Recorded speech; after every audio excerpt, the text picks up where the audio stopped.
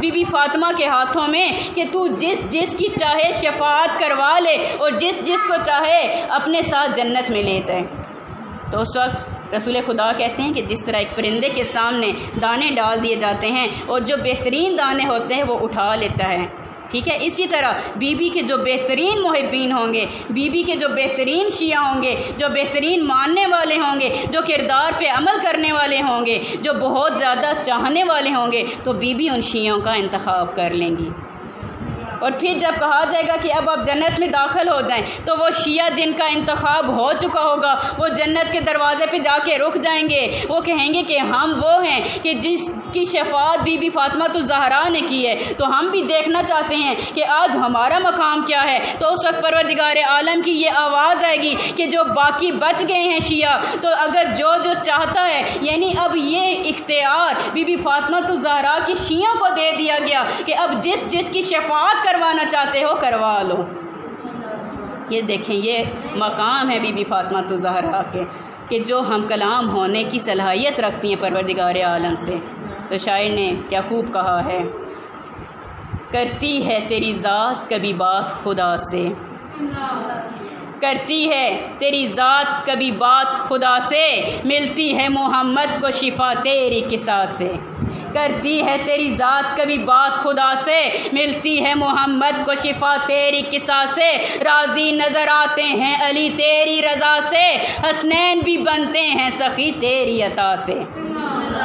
راضی نظر آتے ہیں علی تیری رضا سے، حسنین بھی بنتے ہیں سخی تیری عطا سے، زینب بھی ہے پاکیزہ تیری پاک رضا سے، زینب بھی ہے پاکیزہ تیری پاک رضا سے، بن جاتا ہے عباس بھی بس تیری دعا سے، زینب بھی ہے پاکیزہ تیری پاک رضا سے، بن جاتا ہے عباس بھی بس تیری دعا سے۔ ہم خوش ہیں کسی سے، ہم خوش ہیں کسی سے تو فقط تیری خوشی پہ، اور جس جس سے تو ناراض ہے لعنت ہو اسی پہ۔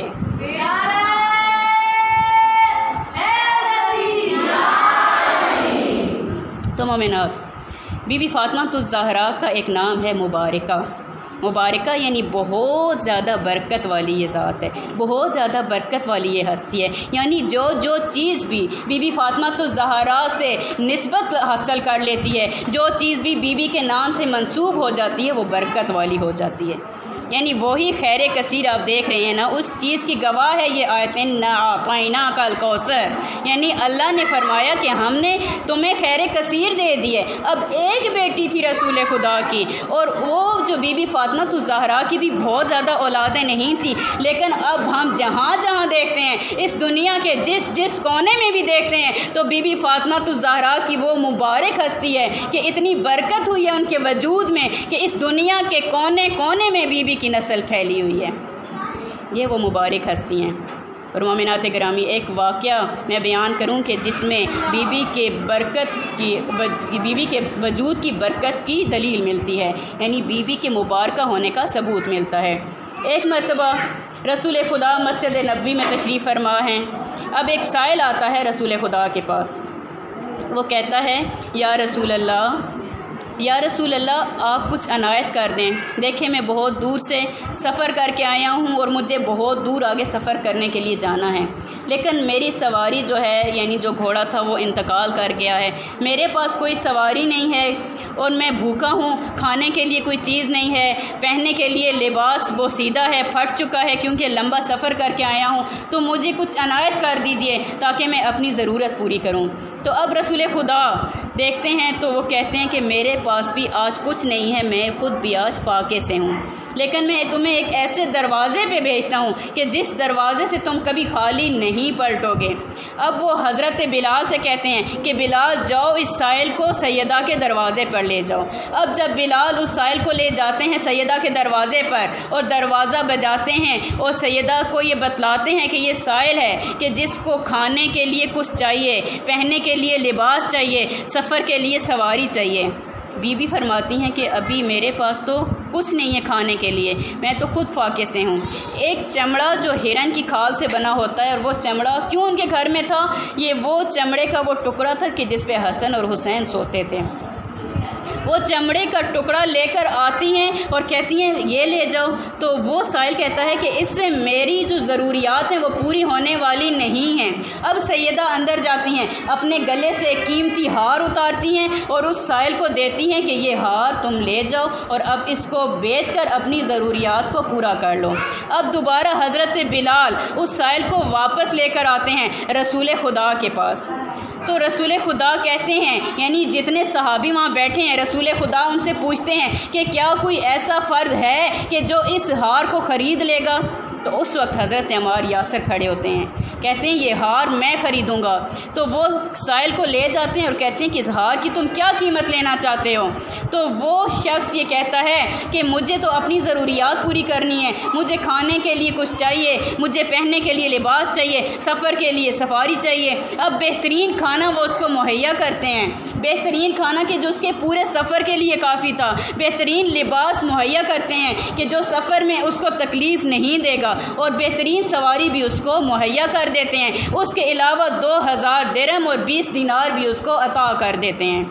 کہ اس ہار کی یہ قیمت میں دیتا ہوں۔ اب وہ سائل جب چلا جاتا ہے، اب حضرت عمار یاسر نے کیا کیا کہ اس ہار کو خوشبو لگا کر ایک خوبصورت کپڑے میں لپیٹ کر اپنے غلام کو دیا اور کہا کہ یہ ہار تم لے جاؤ رسول خدا کے حضور، اور تم جو میرے غلام ہو میں بھی تمہیں رسول خدا کو عطا کر دیتا ہوں۔ اب جب وہ غلام آیا رسول خدا کے حضور، اس نے وہ ہار پیش کیا رسول خدا کو،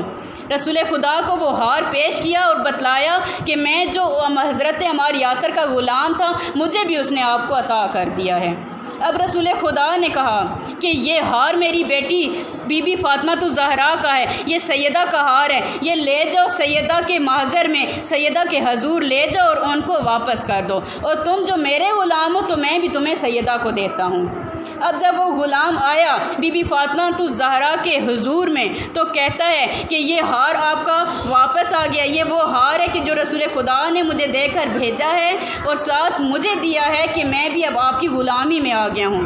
تو اس وقت بی بی فاطمہ الزہرا وہ ہار لے لیتی ہیں اور غلام سے کہتی ہیں کہ جاؤ تم اب سے آزاد ہو۔ اب وہ غلام مسکرانے لگتا ہے، ہنسنے لگ جاتا ہے۔ تو بی بی فاطمہ الزہرا وجہ پوچھتی ہیں کہ بتاؤ کیوں ہنس رہے ہو؟ کہا کہ یہ ہار کتنی برکت والا ہے۔ ہار تھا نا بی بی فاطمہ الزہرا کا، یہ ہار کتنی برکت والا ہے کہ جب اپنے مالک سے گیا، ایک بھوکے کو کھانا کھلا دیا، ایک بے لباس کو لباس مہیا کر دیا، ایک مسافر کو سفر کے لیے سواری دے دی، ایک غلام کو آزاد کروا دیا، اور پھر یہ ہار واپس اپنے مالک کے پاس پہنچ گیا۔ صلوات پڑھ دیں محمد۔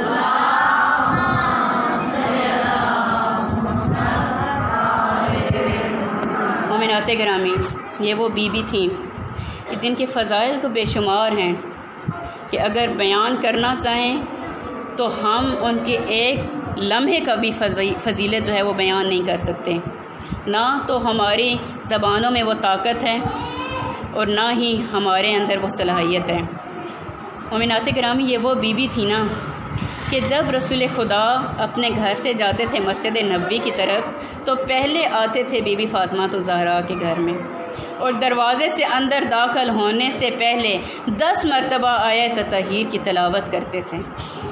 جب پوچھا گیا رسول خدا سے کہ یا رسول اللہ آپ بیٹی کے گھر جاتے ہیں تو آپ جانے سے پہلے اتنی دیر تک آیت تطہیر کی تلاوت کیوں کرتے رہتے ہیں؟ تو اس وقت رسول خدا یہ فرماتے ہیں کہ میں ان لوگوں کو بتلانا چاہتا ہوں کہ یہ وہ ہستی ہے، یہ وہ بی بی ہے کہ جس کے دروازے پہ میں آیت تطہیر کی تلاوت کرتا ہوں کہ یہ آیت تطہیر اس بی بی کی شان میں نازل ہوئی۔ لیکن مومنات گرامی، جیسے ہی رسول خدا کی آنکھیں بند ہوئیں نا تو لوگوں کے ضمیر بدل گئے، لوگوں کے دل بدل گئے، لوگ نہیں جانتے تھے، لوگ نہیں پہچانتے تھے وہ حدیثیں، وہ روایات جو رسول خدا فرماتے رہتے تھے کہ میری بیٹی کی کتنی عظمت ہے، لوگوں نے وہ فراموش کر دی۔ اب سب سے پہلی جو زیادتی کی بنو امیہ نے، سب سے پہلے جو زیادتی کی ان خلفاء نے کیا کیا کہ وہ باغ فدق جو تھا بی بی فاطمہ الزہرا کے پاس، وہاں سے مزدور بی بی فاطمہ الزہرا کے ہٹا دیے اور اس پہ قبضہ کر لیا، اور اس سے بڑھ کر کہ وہ حکومت جو حق تھی مولا علی علیہ السلام کا، اس حکومت پہ خود قابض ہو کے بیٹھ گئے۔ اب اس کے بعد ان کا مطالبہ کیا تھا کہ مولا علی بیعت کریں، اور وہ مزدور جنہیں فدق کے باغ سے ہٹایا گیا، جب وہ مزدور آئے نا بی بی فاطمہ الزہرا کے پاس اور کہا کہ آپ کا حق آپ سے چھین لیا گیا، ہمیں وہاں سے ہٹا دیا گیا، تو اب بی بی فاطمہ الزہرا نے دربار جانے کی تیاری کی۔ مومنات، لوگ پوچھتے ہیں کہ بی بی ایک فدق کے ٹکڑے کے لیے دربار گئیں؟ ارے بی بی کے دربار جانے کا مقصد یہ تھا کہ جان لے کہ جو رضی اللہ کہنے والے ہیں، جن کو رضی اللہ کہتے ہو، تو اللہ ان سے کیسے راضی ہوگا کہ جس نے نبی کی بیٹی کو اس کے حق سے محروم کر دیا۔ بی بی یہ بتلانا چاہتی تھی کہ حق کیا ہے اور باطل کیا ہے، اور بی بی آنے والی نسلوں کو یہ تعلیم دینے جا رہی تھی کہ آنے والی خواتین اگر اپنی حق کے لیے آواز بلند کرنا چاہیں تو میں انہیں ایک راستہ دے رہی ہوں۔ مومنات گرامی، یہ بی بی جب گئی ہیں دربار میں، پردہ لگایا گیا، لیکن وہ بی بی جو رحمت العالمین کے لیے رحمت بن کر آئی ہیں، بیٹھنے کے لیے جگہ نہیں دی گئی۔ بی بی کھڑی رہیں، بی بی فاطمہ کے ہاتھوں میں کہ تو جس کی چاہے شفاعت